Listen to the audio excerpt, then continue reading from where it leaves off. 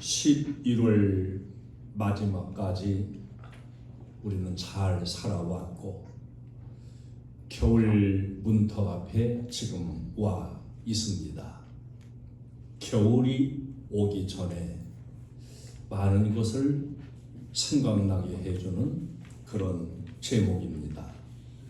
유비무환이란 말이 있어요. 앞날을 위해서 준비해 놓으면은 환난을 막을 수 있다. 그래서 유비무환 그럽니다. 우리들도 앞날을 위해서 준비하는 지혜를 가지고서 항상 살아가야 됩니다. 이 세상에는 세 종류의 사람들이 있다고 말합니다. 하나는 현재의 일만 생각하며 사는 사람, 그저 오늘 코앞에 그저 발등에 불만 생각하고 내일은 생각하지 아니하는 사람. 두 번째는 오늘은 모르고서 항상 미래만 생각하며 허황된 꿈을 꾸며 사는 사람. 현실을 도외시하고 무지개만 잡으려고 하는 이런 환상에 사로잡혀 사는 사람이 있는 거지요. 세 번째는 미래가 분명히 있으면서 미래를 오늘 현재로 가져와 현재로 옮겨서 살아가는 사람. 우리는 미래를 꿈꾸면서 허황됨에 빠지는 게 아니라 미래를 오늘 현실로 끌어와 오늘 현실을 바르게 살아가고 미래를 잘 일구어 나가야 될 줄로 믿습니다.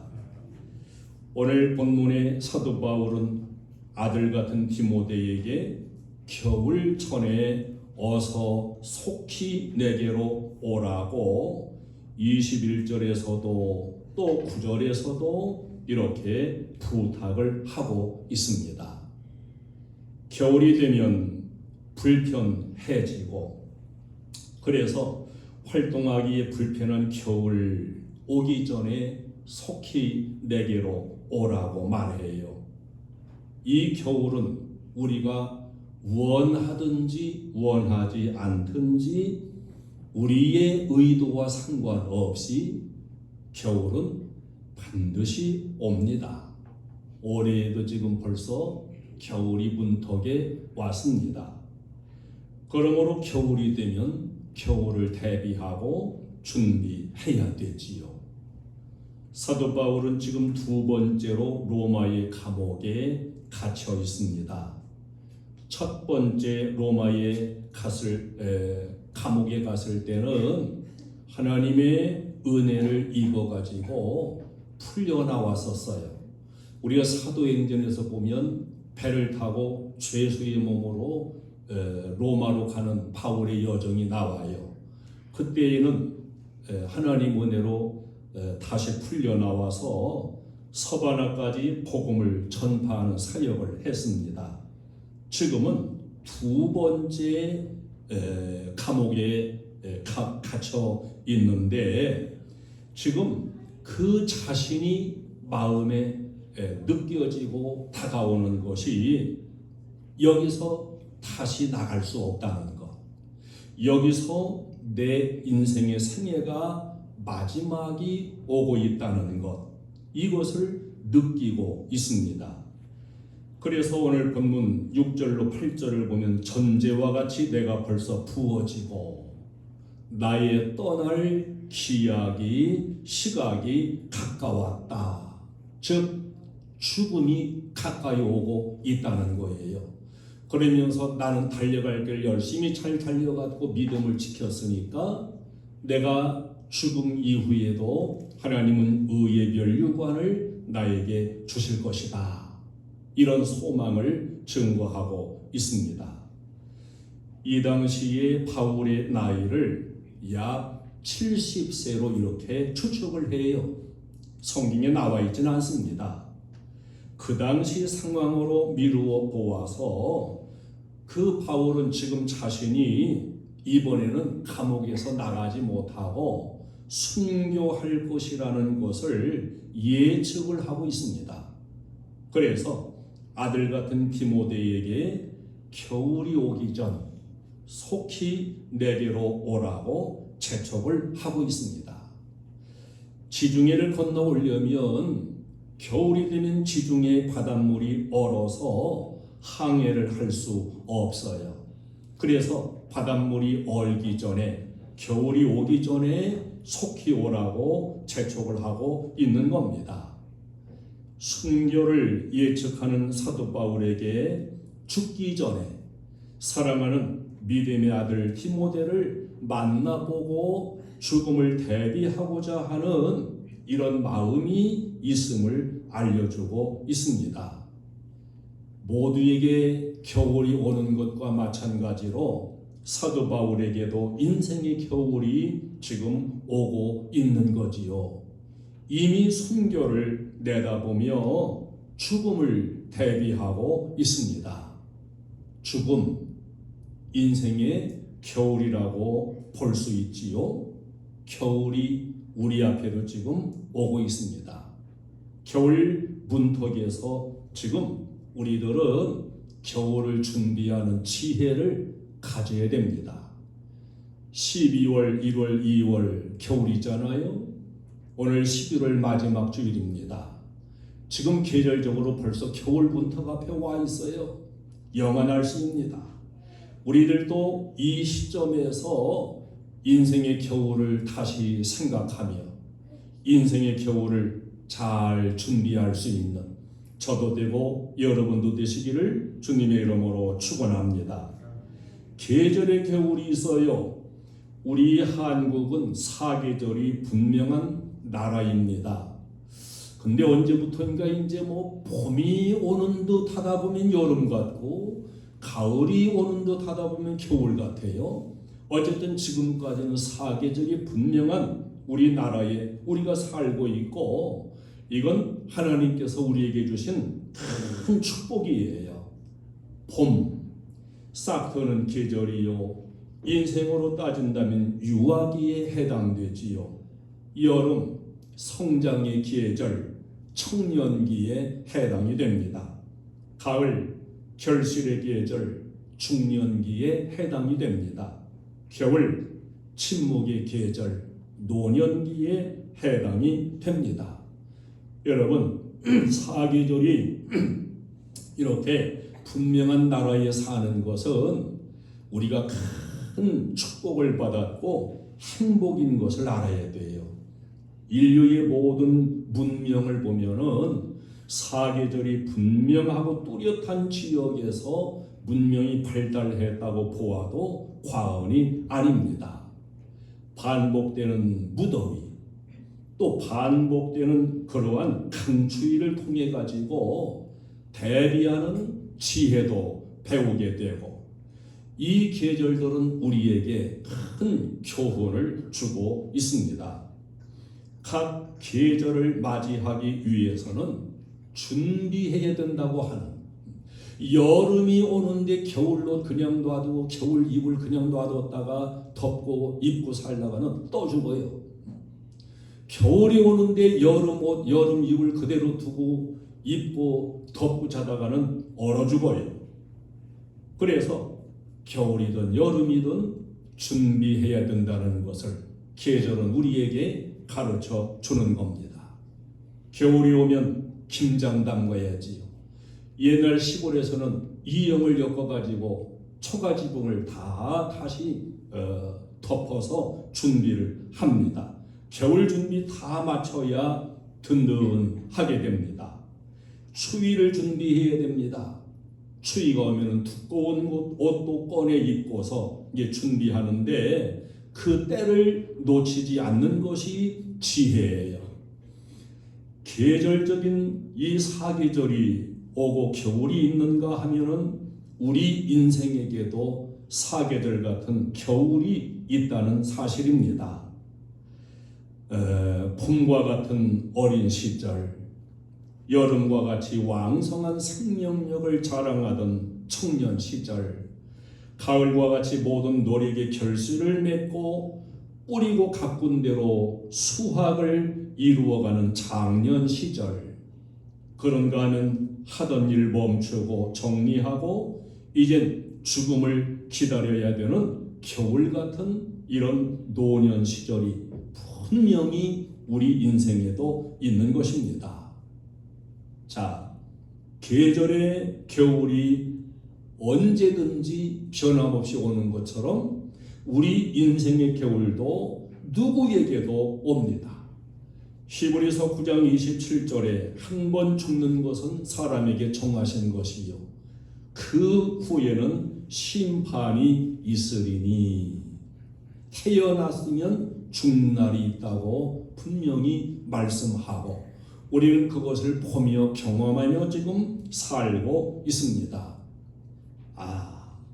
이 인생의 겨울, 나에게는 인생의 겨울이 오지 않았으면 좋겠다. 여러분 그런 마음을 가질 수도 있겠지요. 그러나 누구에게도 어느 누구도 막을 수 없이 인생의 겨울도 다 찾아오게 됩니다. 자, 사계절의 겨울은 순서대로 와요. 봄이었다가 겨울 오는 경우는 없습니다. 봄, 여름, 가을, 겨울 이렇게 순서 따라 옵니다.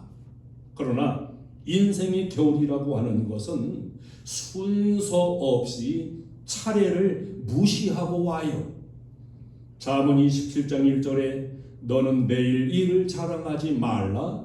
하루 동안에 무슨 일이 일어날는지 뇌가 알 수 없음이니라. 오늘이 나의 생애 중에서 마지막이 될 수도 있다고 생각하며 사는 사람이 과연 얼마나 있을까요?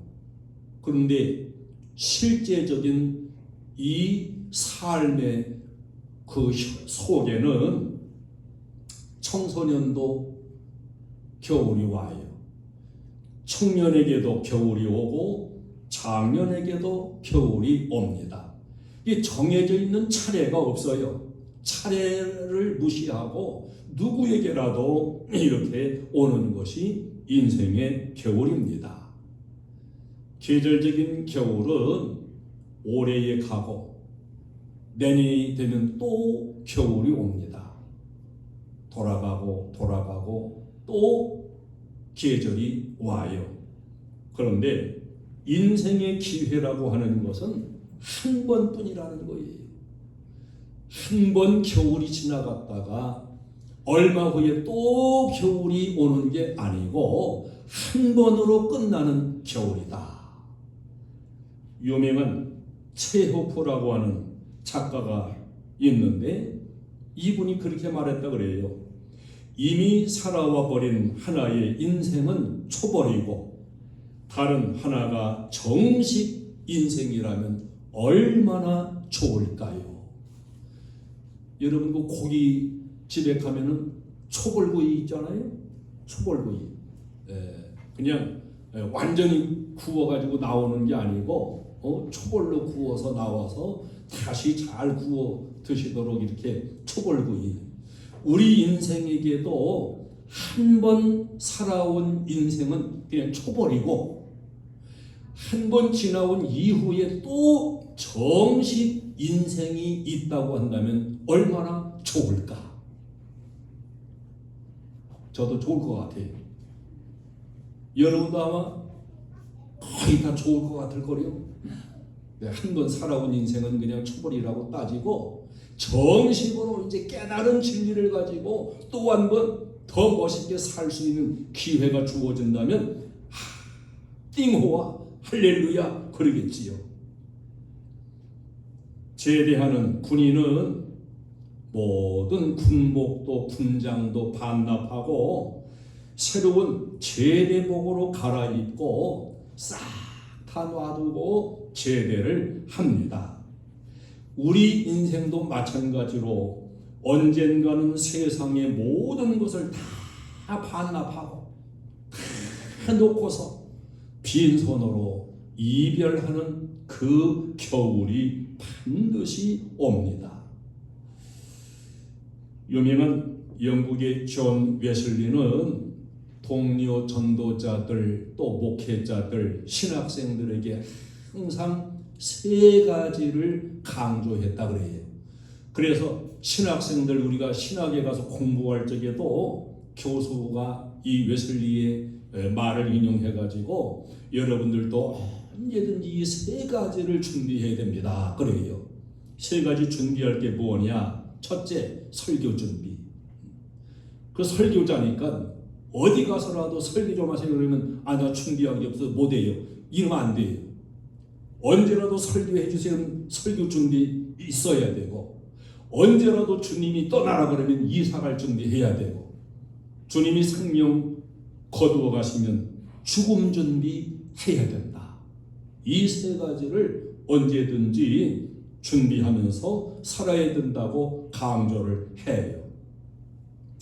우리는 인생이 한 번뿐이라는 걸 잊지 아니하고 이 한 번뿐인 인생을 최선을 다해서 살아야 돼요.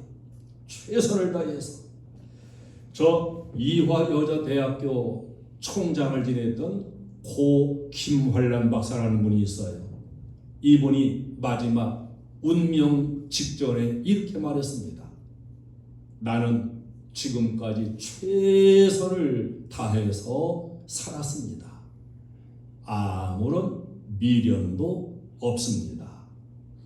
내가 죽은 후에 나의 장례식에서 장송곡을 부르지 말고 천국송을 불러주세요. 흉한 상복을 입지 말고 아름다운 옷을 입어주세요. 이렇게 유언을 했다 그래요. 세상 사람들은 죽고 나면은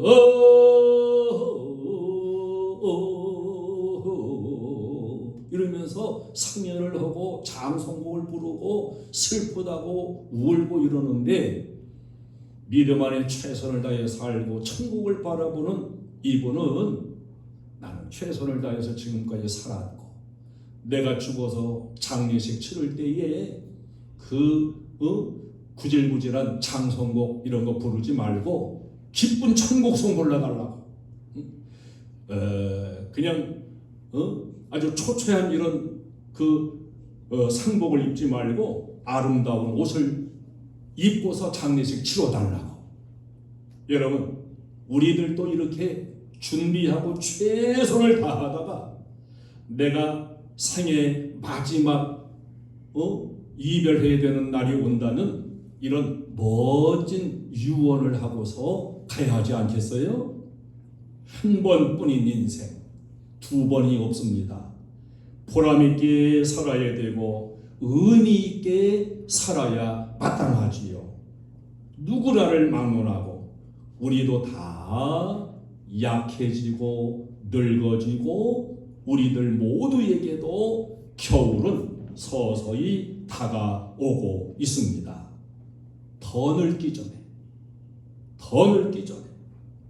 더 약해지기 전에, 죽음이 내 앞에 오기 전에 주님 앞에 열심히 나와서 주님과 교통을 이루어가고 시온의 대로를 열고 살고 주님과 함께 임마누엘적인 삶을 살아가고 더 약해지고 더 늙어지기 전에 열심히 일도 하고 봉사도 하고 충성도 하고 배울 것 있으면 배우기도 하고, 언젠가 약해진 이후에는 그때 내가 더 했으면 좋았을 걸, 이래도 그때는 기회가 없다는 걸 우리는 깨달아야 됩니다.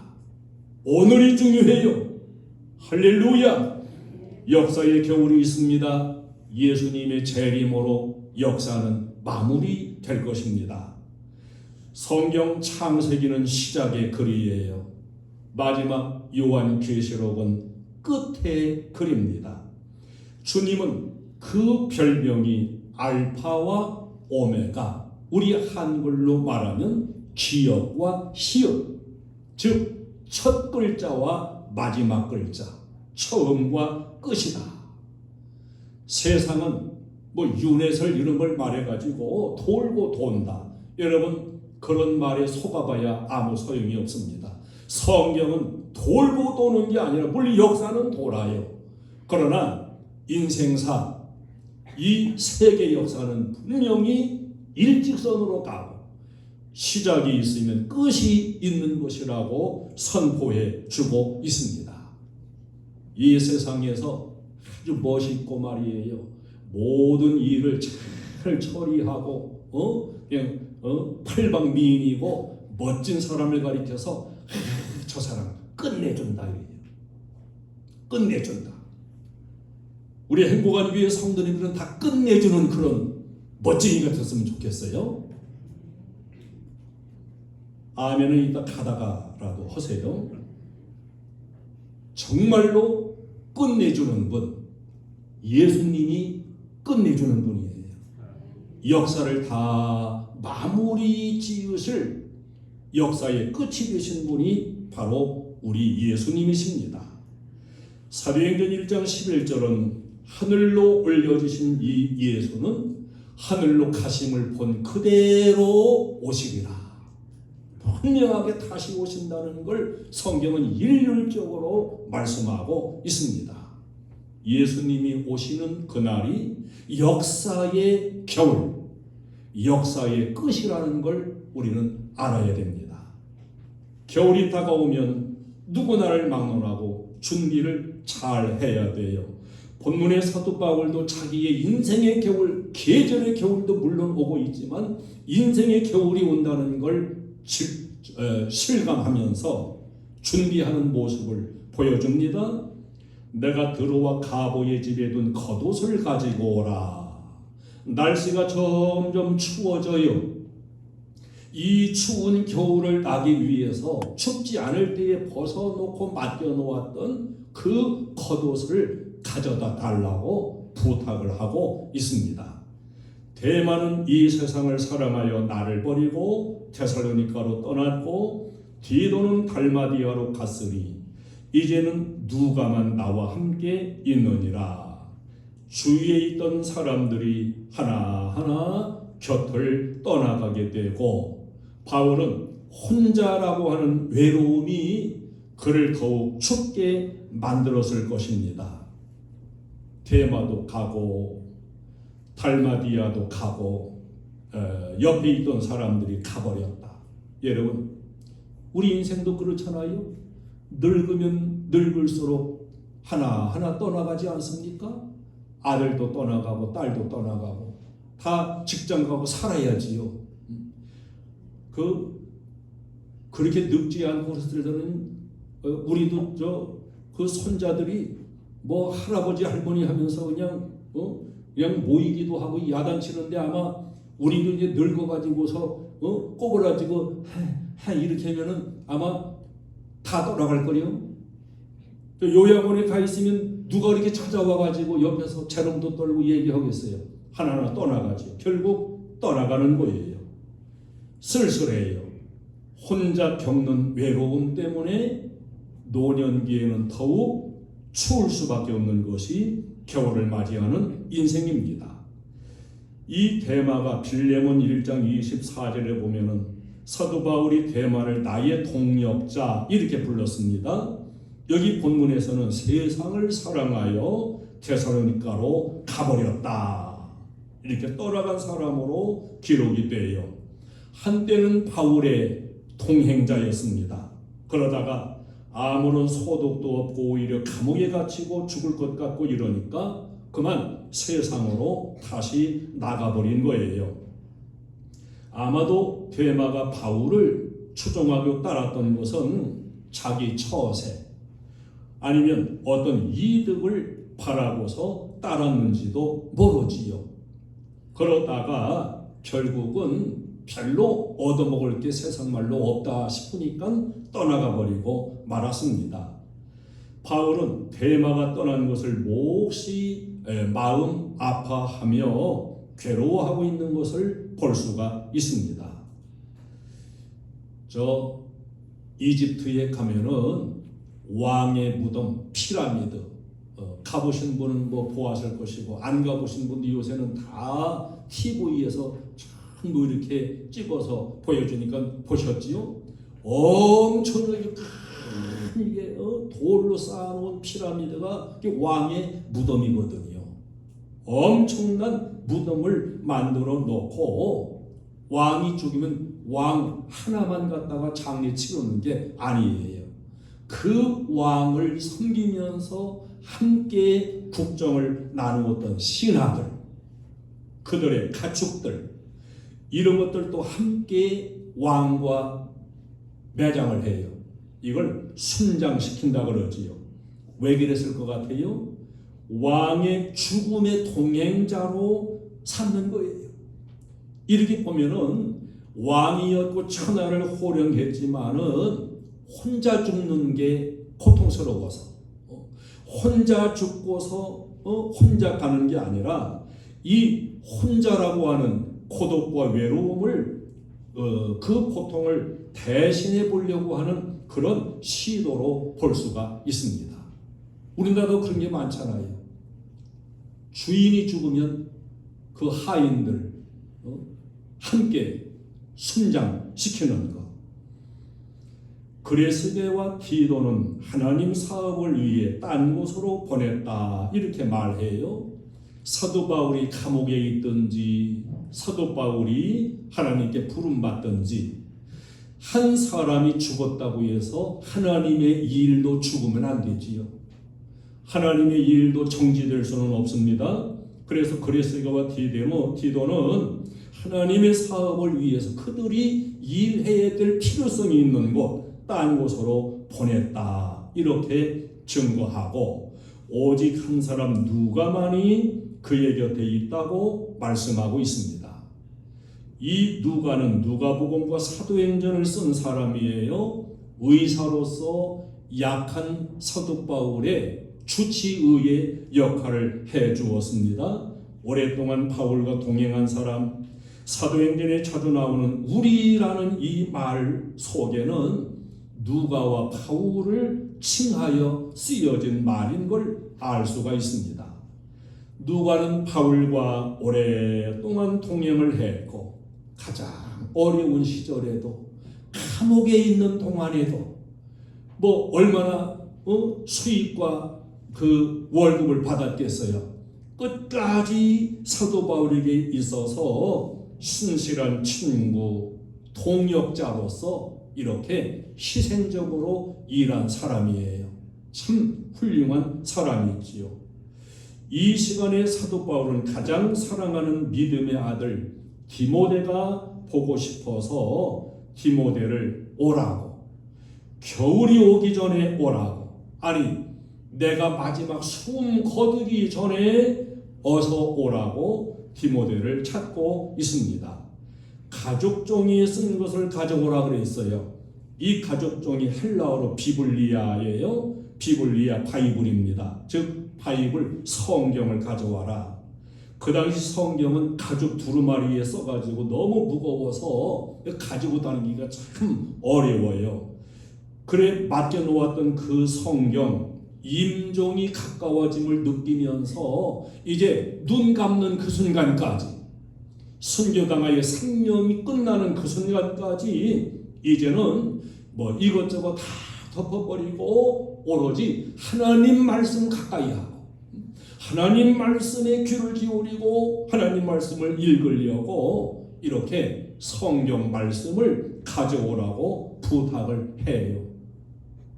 여러분, 우리가 인생 마지막이 될수록 무엇을 가까이 해야 될까요?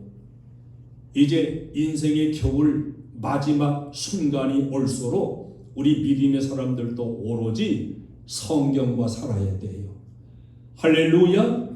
성경을 더 읽고 성경을 더 가까이 하고 성경 속에서 하나님의 음성을 듣는 겁니다. 올해에도 겨울이 옵니다. 우리 문 앞에 겨울이 왔습니다. 이 겨울을 맞이하면서 우리는 겨울 준비를 하고 있지요. 단순한 물량적인 준비만이 아닌 인생의 겨울을 대비하는 이런 준비를 잘 우리도 생각해야 됩니다. 죽음이라고 하는 것, 인생의 겨울은 어느 누구도 피할 수가 없습니다.